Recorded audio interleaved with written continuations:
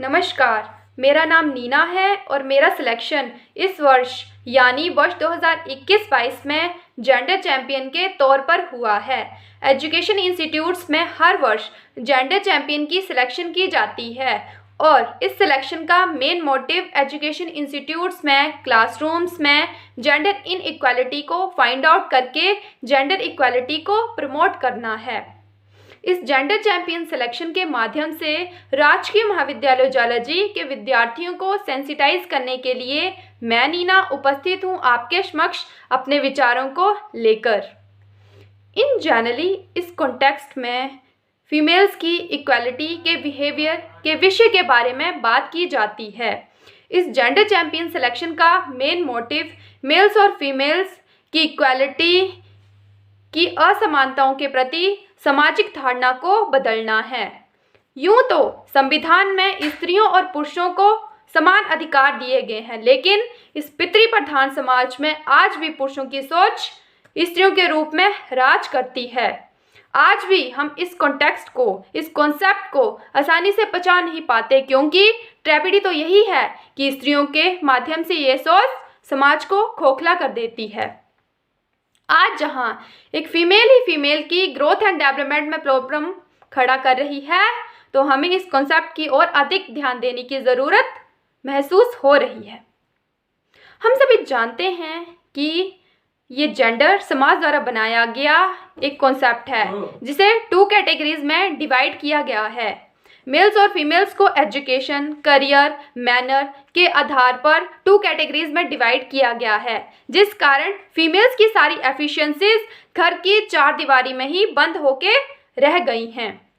Gender discrimination जीव के वजूद से ही शुरू हो जाता है। जैसे अगर किसी घर में बेटा पैदा होता है तो लोग खुशी मनाते हैं, और अगर वहीं बेटी पैदा हो जाए तो मानो माहौल सा बदल जाता है।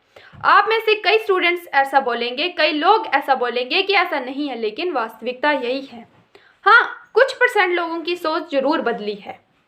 बाद में उनके लिए अलग अलग रूल सेट कर दिए जाते हैं। ये सब बातें मुझे बताने की ज़रूरत नहीं है, क्योंकि आप में से मैक्सिमम स्टूडेंट्स ये बातें जानते हैं। बाद में उनके लिए अलग अलग रूल सेट कर दिए जाते हैं। उनके करियर चूज करने का ऑप्शन, एजुकेशन और शादी कब करनी है और किससे करनी है। और इस सब के बीच में बेटे की अच्छी एजुकेशन के लिए मेरिट वाली बेटियों को इसलिए नहीं पढ़ाया जाता क्योंकि घर वाले उनके खर्चे अफोर्ड नहीं कर पाते हैं। बाद में बेटियों को घर के काम सिखाए जाते हैं ताकि शादी के बाद उन्हें प्रॉपर काम करना आए।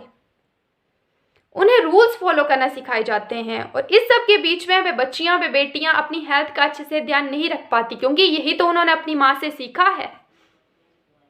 उन्हें ड्यूटीज फॉलो करना सिखाई जाती हैं और राइट्स के नाम पर चुप रहना। अब बात आती है कार्टून्स की, सीरियल्स की, मूवीज की, जहां मेल वॉरियर्स और हीरोज को ही प्राथमिकता दी जाती है, और जहां बात आती है एजुकेशन और लीडर सेल्फ डिपेंडेंट लेडी की, वहाँ उन्हें नेगेटिव रिप्रेजेंट किया जाता है। धार्मिक सीरियल्स में भी सीता माता की अग्नि परीक्षा और महल से निष्कासन। अगर हम इस जेंडर डिस्क्रिमिनेशन, जेंडर इनइक्वालिटी से दूर एक अलग समाज बनाना चाहते हैं, तो इसकी शुरुआत हमें अपने घर से ही करनी होगी। अगर हम इस जेंडर डिस्क्रिमिनेशन, जेंडर सेंसिटाइजेशन का मूल्यांकन सही तरीके से करना चाहते हैं, तो सबसे पहले हमें बेटी और बेटे में भेदभाव करना समाप्त करना होगा। ये कहना समाप्त करना होगा कि तुम बेटी हो, तुम ये काम नहीं कर सकते, या फिर ये काम तो लड़कों का है। हमें बेटी और बेटे में भेदभाव करना समाप्त करना होगा। अपने बेटों को बेटी की रिस्पेक्ट करनी सिखानी होगी, और माता पिता का भी ये कर्तव्य बने कि वह अपनी बेटी की अच्छी एजुकेशन के लिए, उसकी सक्सेस के लिए उसे एनकरेज करें।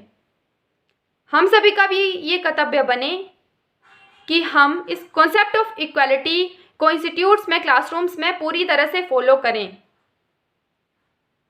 अगर हम इस डिस्क्रिमिनेशन की समस्या को पूरी तरह से समाप्त कर देंगे, तभी तो हमारा ये देश, हमारा ये समाज, हमारा ये देश माँ भवानी का देश बन पाएगा। यत्र नार्यस्तु पूज्यते तत्र रमते देवता, अर्थात जिस स्थान पर स्त्री की पूजा होती है वहाँ देवता निवास करते हैं, देवता निवास करते हैं।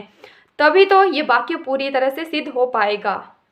इन्हीं शब्दों के साथ मैं अपनी वाणी को विराम देना चाहती हूँ, इसी आशा के साथ कि आपने मेरे वचनों को, मेरे वाक्यों को ध्यानपूर्वक सुना होगा।